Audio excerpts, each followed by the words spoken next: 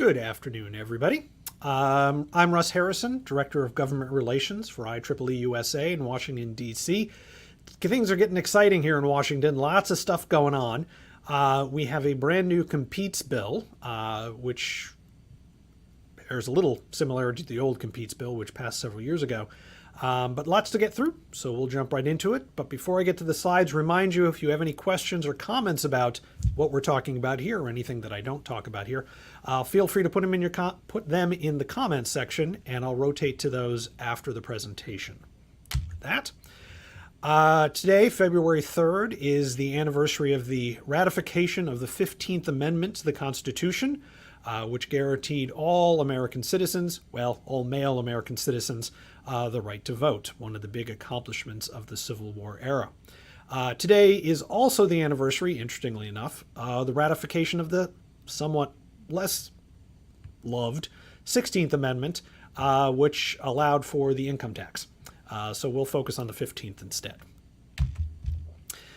So if we take a quick glance at Congress's agenda for the next month, 2 months-ish, there's a couple things on it. They have to finish the 2022 budget. They have to get started on the 2023 budget. We have a new Supreme Court justice that Senate leaders in particular want to appoint.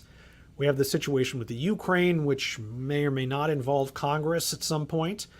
We have the new competes bill and the IEEEUSA bill, the old Endless Frontier Act, negotiations and final passage, which we'll talk more about in a minute. Build Back Better is still kind of on the table.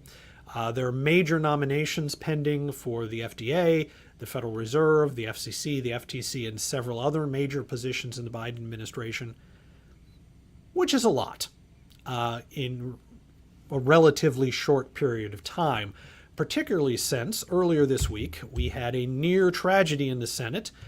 Senator Ben Lujan, from New Mexico suffered a stroke.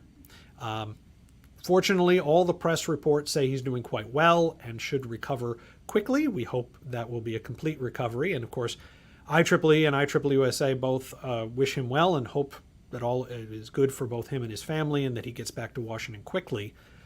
The problem is quickly is not necessarily quick. Reports out of the Hill are that it will be somewhere between 4 and 6 weeks before Senator Lujan is back in the Senate. Now, the House, you may recall, has begun allowing some remote voting. The Senate hasn't.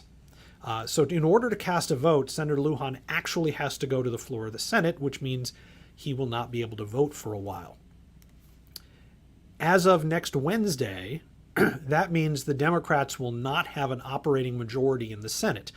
Senator Hoeven from North Dakota has been suffering from COVID. He is supposed to be back on Wednesday, which would give the Republicans a 50-49 majority in the Senate. Now, that does not mean leadership of the Senate will change. Democrats will still control the committees. Senator Schumer from New York will still be the Senate Majority Leader. But it does mean Democrats can't pass legislation without Republican help. Remember, the vice president can vote to break a tie, but the vice president cannot vote to create a tie.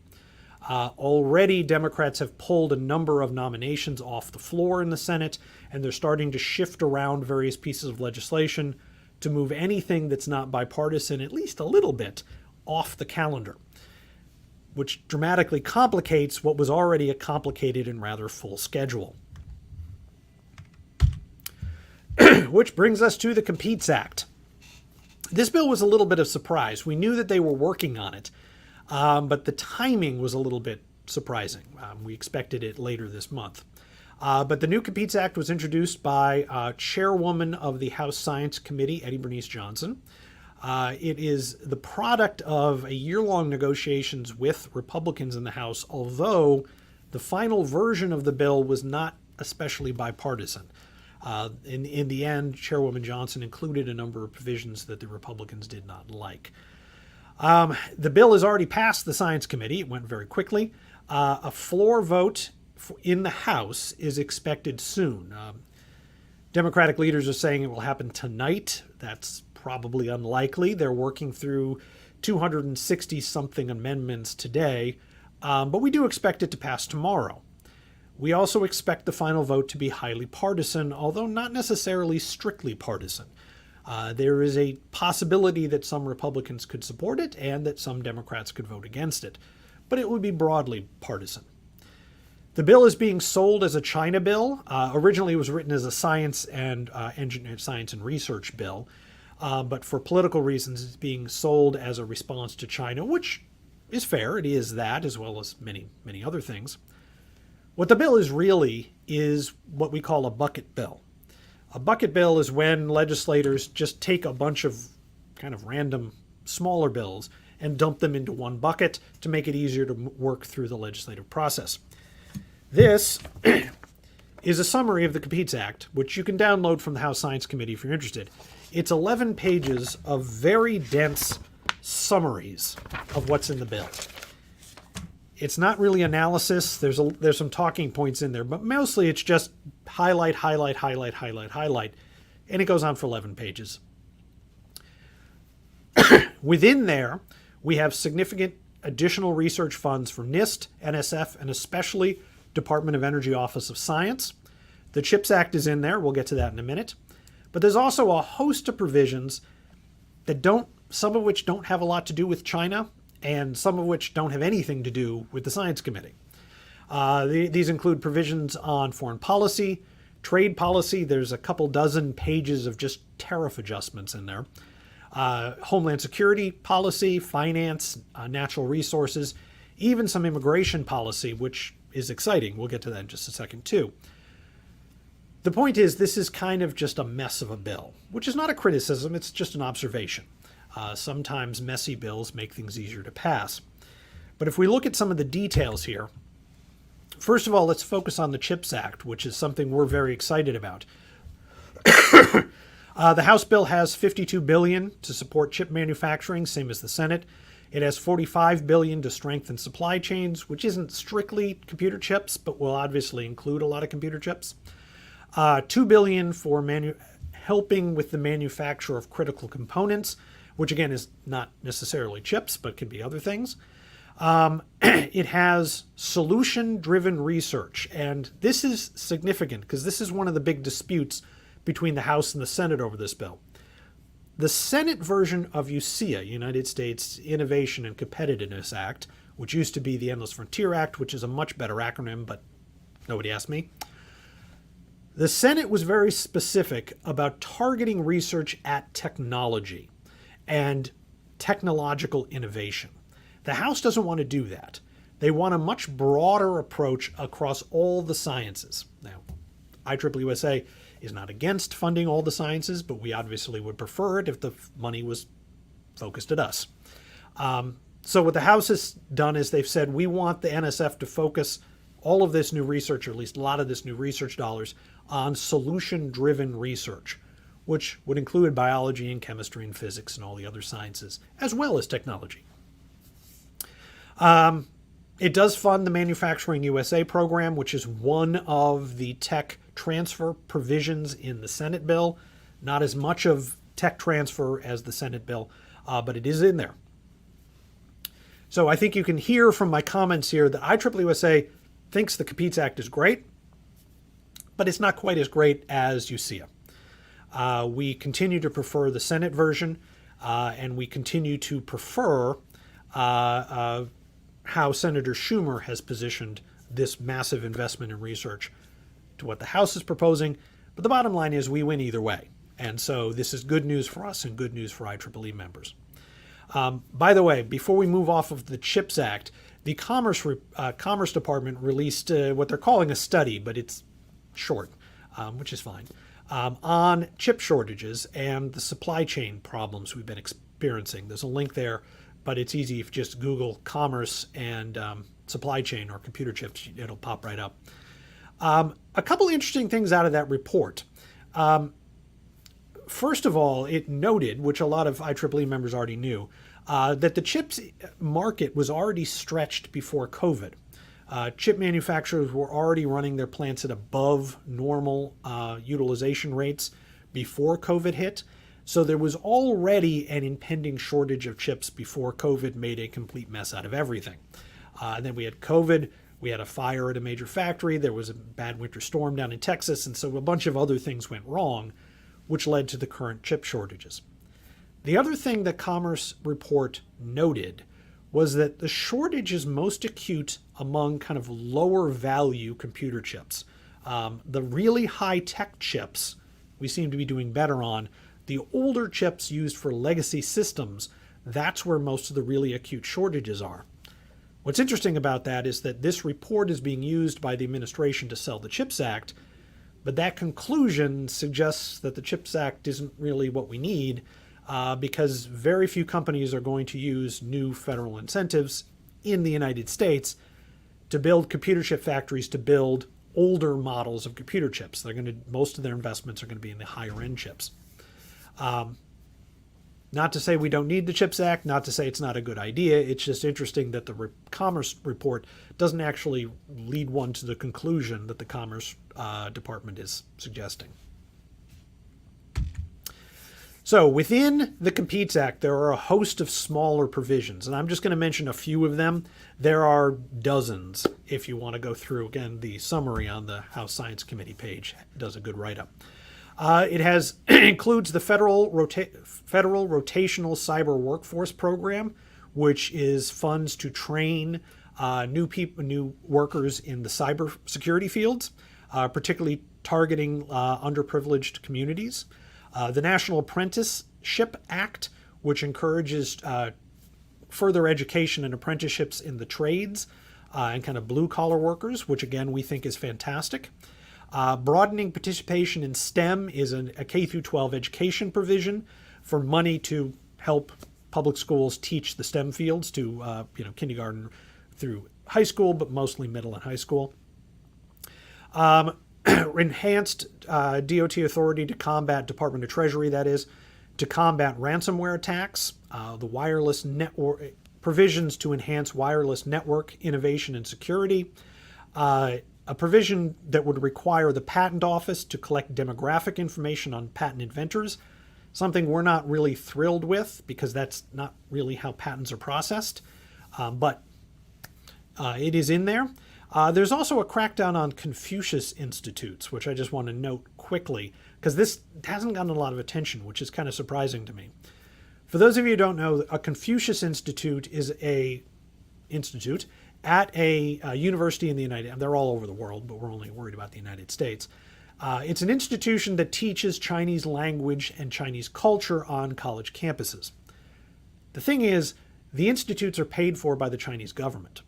And there have been instances where the Chinese government has exercised what some people consider to be inappropriate control over what is taught through those institutes, who can be hired by those institutes, and the curriculum that's promoted by those institutes. The Competes Act creates a law that says Confucius Institutes continue to be legal, but if they exercise any control over instruction at the university would be ineligible for federal research funds, actually, any federal funds outside of a couple little exemptions, which is effectively banning the Confucius Institutes if the people that manage those institutes have any control over the university. I was a little surprised to see that in there. This provision has popped up in a couple places over the years, but it's in there now, and we'll have to see if it survives. But for anybody working at a university with a Confucius Institute, and there are several dozen of them in the United States, something you ought to be aware of. So what's going on with Competes now? Well, the Senate, as you know, has already passed IEEE-USA, which is their version of this bill. The House had to pass something for this to go to a conference committee where the House and Senate Republicans and Democrats sit down to negotiate the final version of the bill. That's what Eddie Bernice Johnson, Congresswoman Johnson, has now done. By putting a bunch of little bills, which theoretically could have been dealt with individually, by putting them all together, it makes it more likely that the press will pay attention to it, which gets, legislators some good headlines. It gives legislators something big to focus on and makes it easier to get floor time for big bills like this, which helps the debate move forward and helps make the compromises you need to make to get a bill like this through. It's also worth noting that it gives Congresswoman Johnson a legacy. She is planning on retiring at the end of this year, and this would be an impressive capstone to a very long and productive career in Congress. The problem is, it's not, in this particular case, it's not necessarily the strongest move for the conference committee. For those of you who don't know, conference committee has basically 4 negotiators. It can be many, many more legislators, but they fall into 4 categories. You have Republicans and Democrats in the Senate, and Republicans and Democrats in the House. Because this bill is coming out of the Science Committee, it does give the Science Committee more say on what goes on in the Conference Committee. The problem is the Science Committee is generally regarded as one of the weaker committees on Capitol Hill, whereas the champion in the Senate is Senator Chuck Schumer, who is the Senate Majority Leader. Frankly, as I've mentioned on these podcasts before, if I had to bet on one legislator to get a particular provision through Congress, Senator Schumer from New York would be way up at the top of my list. So there's already an imbalance there. But because Competes is not bipartisan, or at least not terribly bipartisan, it may put Democratic House negotiators on the conference committee at a disadvantage because Republicans in the House sound like they would favor the Senate version, which gives them 3 votes in the conference, not technically, but you get the general way this is all weighted. If Republicans and Democrats in the Senate are unified and House Republicans like the Senate bill better than the House version, well, that puts House negotiators at a disadvantage.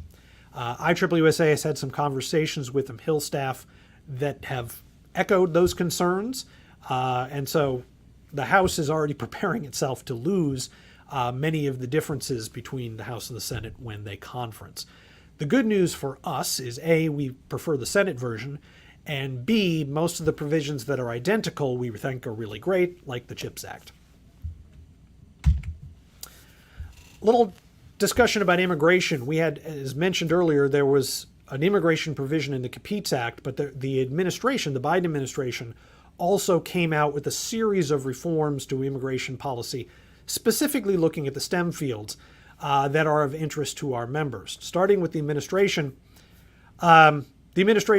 is going to make it easier for STEM workers to get an O visa. O is a temporary visa. It's outstanding ability visa, sometimes called a Nobel visa. Typically, you need to be, well, extraordinary to get an O visa. What the administration is planning on doing is tweaking the criteria to make it easier for STEM workers to get an O visa. IEEE-USA generally doesn't like temporary visas, but we certainly prefer the O over the H-1B because the O gives workers more control over their immigration status. The administration intends to expand OPT, that's optional practical training status for students, which is good, except that they're expanding it by including more fields in the 3-year OPT status window that most IEEE fields already enjoy. So that impact on IEEE, it's good. It will help some of our members, but not most of them. It'll affect the other sciences more.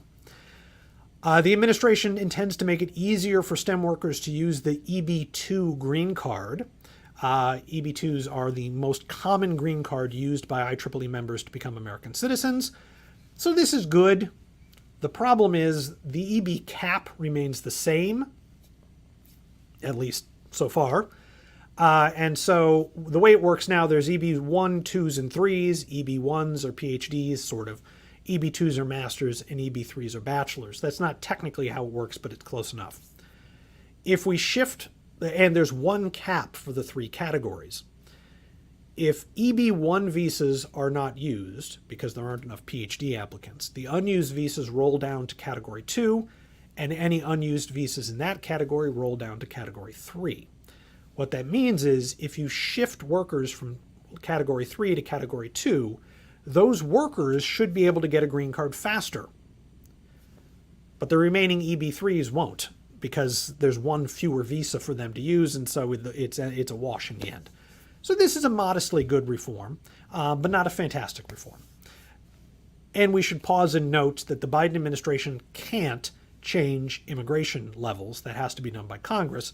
So I'm not criticizing the administration by saying these are small reforms, because there's only so much they can do. And it is a good thing. The reform that we have the most concerns about is the J visa. The administration wants to tweak the J visa to make it easier for university researchers to use it. Now, the J visa is a temporary visa. It is the foreign exchange visa. Frankly, the visa is kind of a mess and has been for a while. It's used by au pairs. It's used by short-term workers who come to the United States to, say, work at a ski resort over a winter and then go home again, who come to the United States over a summer to work at a resort. And it's used by university researchers. The visa is temporary, and it is designed not to produce American citizens. The expectation, in some cases, the explicit expectation of the visa, is that after your 2 years, you will go home again. Now, it is possible to transition from a J visa to a green card, but the system is designed to prevent that.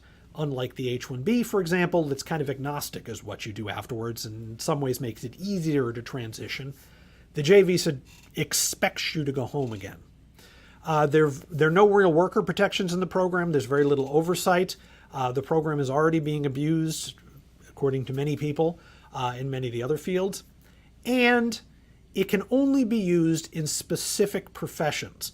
So as I said, university researchers can use it, but other STEM workers simply can't because they're not on the list.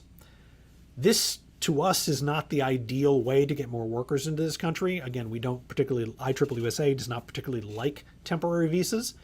And so we intend to go talk to various people in the administration, OSTP, and people on Capitol Hill to say this probably isn't the best of ideas.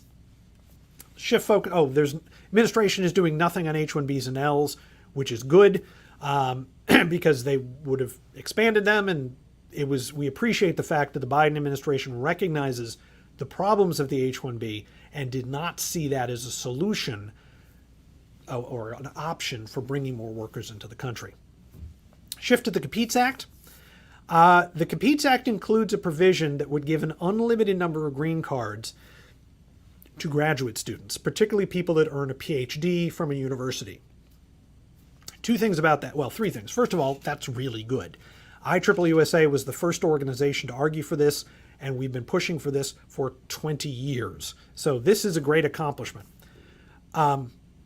Two things. One is the way the Competes Act is currently written, an individual would have to get a PhD from any university in the world, which is probably not wise.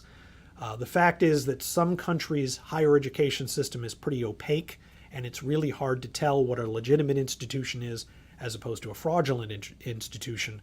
And so not limiting that to just institutions in the United States or some subset of global universities is probably unwise. The other thing is, right now, as I mentioned, Competes is limited to just PhDs. One of the amendments that will be voted on later today would expand that to cover PhDs and master's level students. That was IEEE-USA's ask. As many of you know, the terminal degree for many IEEE members is in fact the master's, and so there was no need for many technology workers, engineers, or otherwise to get a master's degree. Now, I also know that for many IEEE members in the computer fields, the bachelor's is actually the terminal degree. The numbers are just too great to convince Congress to extend it all the way down to the bachelor's degree. However, as I mentioned about the EB program, which is, again, the primary green card used by IEEE members to become Americans, if you take most people out of the EB1 and EB2 categories, because now they have an uncapped visa, the remaining EB visas would flow down to EB3, which is the bachelor's level, greatly accelerating the time it takes to get one of those visas. So even though bachelors aren't covered, they should still benefit from this. Additionally, in the Competes Act, there is a new W visa, because we're running out of letters apparently, for entrepreneurs. Now, this is a temporary visa. It's a 2-year visa that can be extended. IEEE-USA is not terribly excited about this program for a number of reasons. First of all, starting a small business is very hard. Starting a small business when you don't have real legal status in the United States only makes it harder. There are lots of ways to abuse the system, in particular because it makes the entrepreneur dependent on his or her financiers, particularly on venture capitalists, to stay in the country.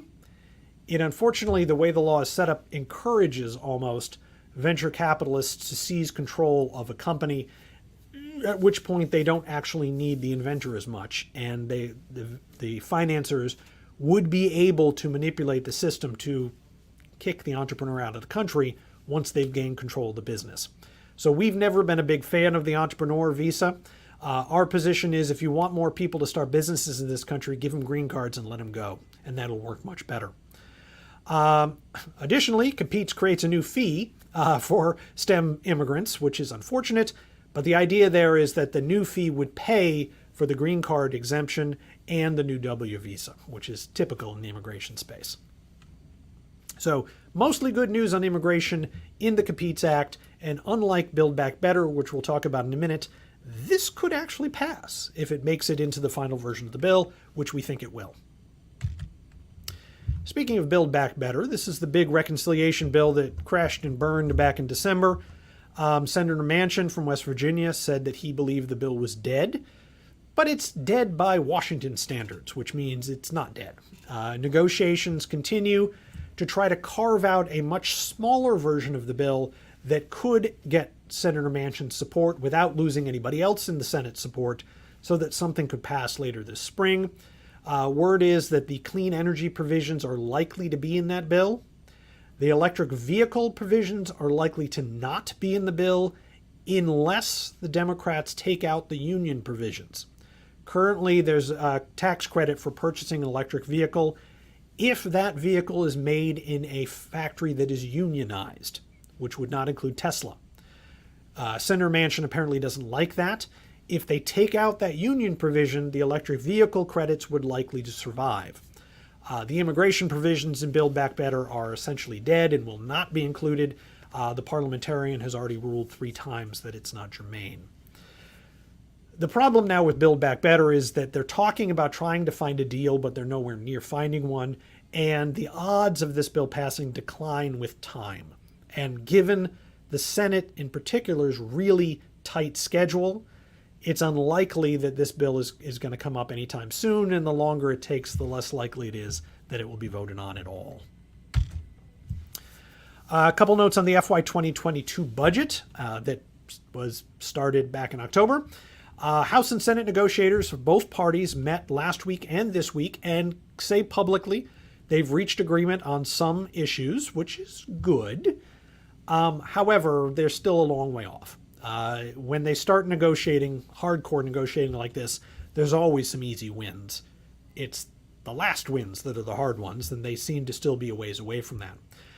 A couple leading legislators have now publicly started discussing a year-long CR. Senator Shelby, the ranking minority member of the Senate Appropriations Committee, floated the idea a couple weeks ago. Congressman Doyle talked about it in the press last week. This obviously is kind of the worst case scenario for us for a FY 2022 budget. We're still a ways away from that, and a number of legislators are working hard to prevent that.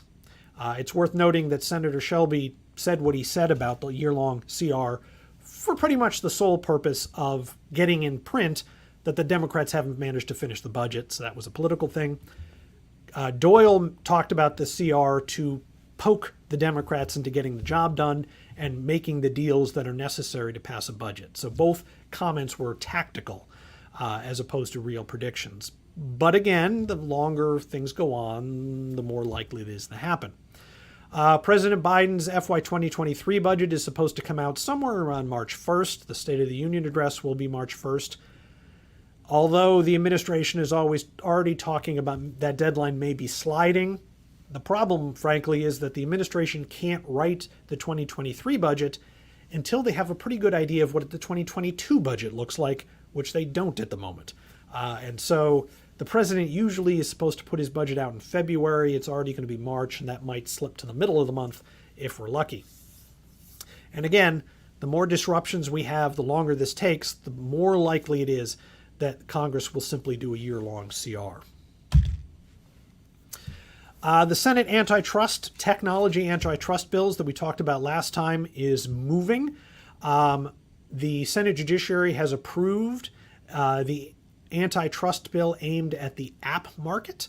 The Open App Markets Act, little side, if they had called it the Open Bipartisan Apps Market Act, which it is, it would have been the Obama Act, and some staffer deserves to get yelled at for failing to see that. But this looks like it's going to pass the Senate at some point. This is a bill that cracks down, that says companies that sell a number of apps on their platform cannot show preference to their company's apps over anybody else's apps. Google and Facebook and some of the other big tech companies have been lobbying against this bill hard.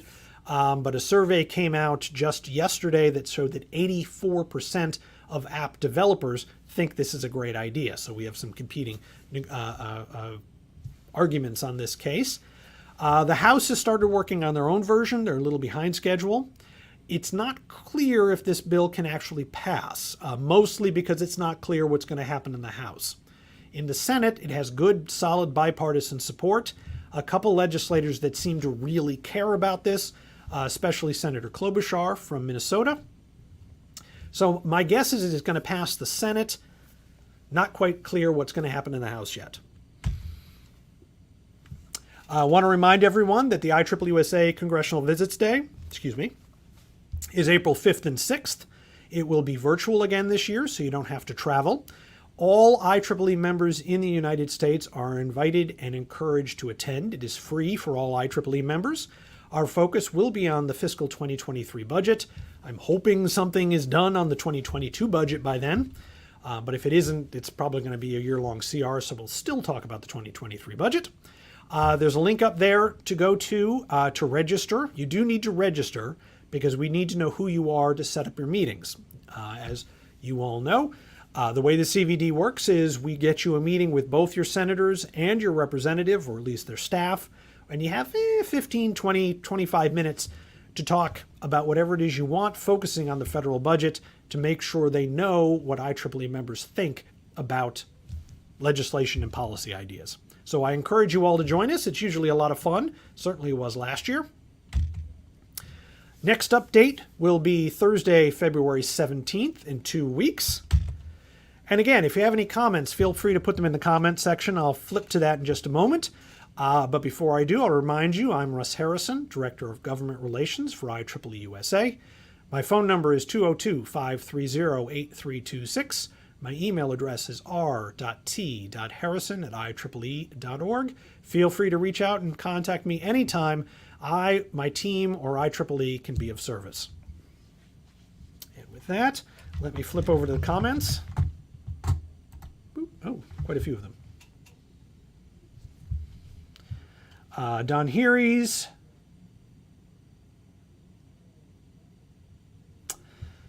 Yeah, we could, oops.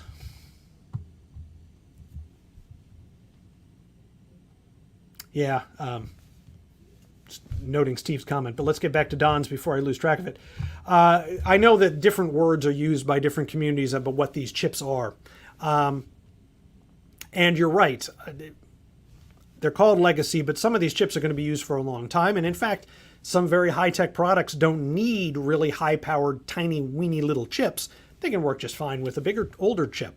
The point is, when a company builds a new plant, and as Steve Welby points out, that's not something you can do in a couple months. That's a long-term project to build a new fab.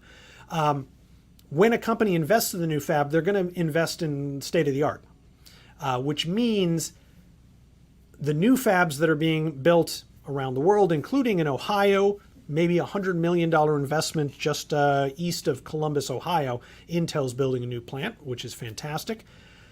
But I don't think they're going to build the older model chips. They're going to build the newer ones. And as Steve Welby points out, that fab won't be doing anything for a year or 2 years more than that, just because it takes a long time to do this. So we continue to think the CHIPS Act is a big deal long term, but it's really not about the current short-term supply disruptions. Those have to be dealt with differently. My colleague Will Robinson assures me that it is now snowing in Texas. I'm a little jealous, Will, because it is pouring rain here in Washington. We are unfortunately getting back into springtime here in D.C.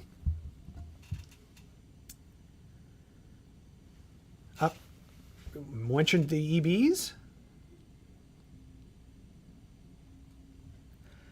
The Competes Act provision for grad students deals, I think, with the EB1 category. The actual text of the law isn't particularly well written, so it's not 100% clear what it's referring to, but I believe it raises the cap, eliminates the cap for EB1 visas, which means if you qualify for an EB1, there's an unlimited number of them, but the total EB cap remains the same, so any visas that would have been used in EB1 will just slide down to EB2, and then any unused EB2 will slide down to EB3.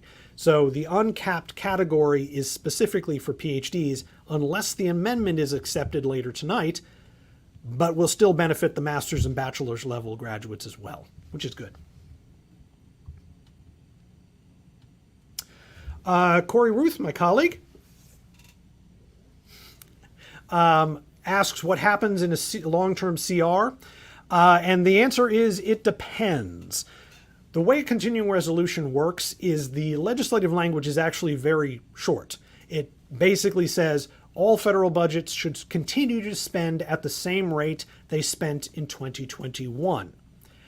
That can be a very, very small bill. And if that's what the bill looks like, then all of the work on the 2022 budget just simply goes away.